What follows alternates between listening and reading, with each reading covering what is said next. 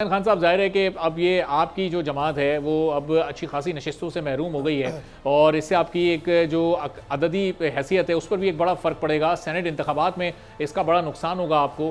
तो अब जो नशिस्तें आपके पास मौजूद हैं, अब जाहिर है उन्हीं से आपको फ़िलहाल काम चलाना होगा और आपके 6-7 सेनेटर्स अब कम मुंतखब होंगे। किस तरफ जाते देख रहे हैं हालात को? बिस्मिल्लाहिर्रहमानिर्रहीम। मैं हालात को सबसे स्टार्ट तो लूँगा कि देखें, ये इलेक्शन अनाउंस जब हुए तो तब से स्पेसिफिकली एक पॉलिटिकल पार्टी के साथ जो सलूक हो रहा है वो आपको भी नज़र आ रहा है।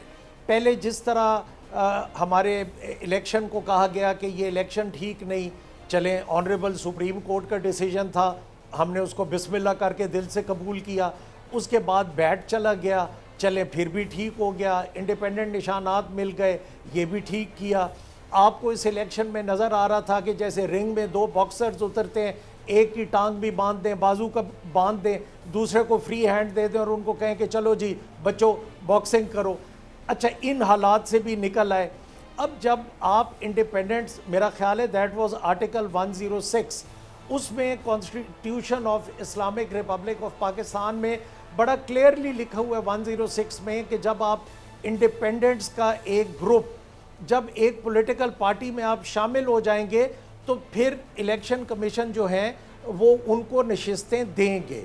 वो पॉलिटिकल पार्टी में शामिल हो गए, सुन्नी इत्तेहाद काउंसिल में, उन्होंने उसकी ओनरशिप भी ले ली, जो साहबजादा फजल करीम साहब हैं फ्रॉम फैसलाबाद।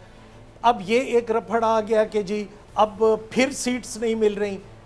अब बात ये है, और फिर आप ये भी कहते हैं कि नहीं, ये आप ये कहो कि ये इलेक्शन फ्री एंड फेयर हो रहे हैं और ये बिल्कुल ठीक आपको नशिस्तें, तो इसके खिलाफ किसी ने एजिटेट तो करना है, उन्होंने अपना मौक़िफ़ तो देना है। तो फिर मतलब फिर आप ये चाहें कि पॉलिटिकल स्टेबिलिटी भी हो, बोले भी कोई ना, मतलब ये इतनी सारी चीज़ों को जब आप मिंगल अप करेंगे तो फिर एहतजाज भी ना किया जाए। एहतजाज किया जाएगा, ये जो कल परसों वाला एहतजाज हुआ संडे वाला, उसमें आपने देखा कि कोई एक पत्ता तक नहीं टूटा, किसी जगह पे नुकसान नहीं हुआ। फिर as a gesture of goodwill जो चीफ मिनिस्टर केपी हैं अमीन गंडापुर साहब, वो जाके प्राइम मिनिस्टर को मिल भी आए।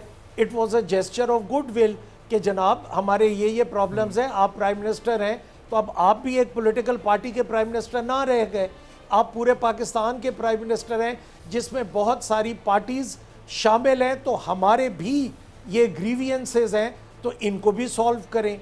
उसका पता नहीं क्या रिज़ल्ट निकलता है।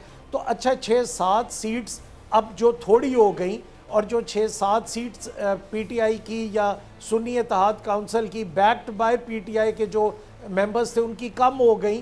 तो लेकिन अब पीटीआई ऑब्वियसली, आज पेशावर हाई कोर्ट का डिसीजन भी आ गया तो इसके अगेंस्ट सुप्रीम कोर्ट में तो जाएंगे। अब लेट्स सी व्हाट हैपेंस और सुप्रीम कोर्ट क्या फैसला करते हैं, ये तो अब वक्त बताएगा। ठीक है, आप सब्सक्राइब करें और बेल दबाएं ताकि कोई खबर रह न जाए।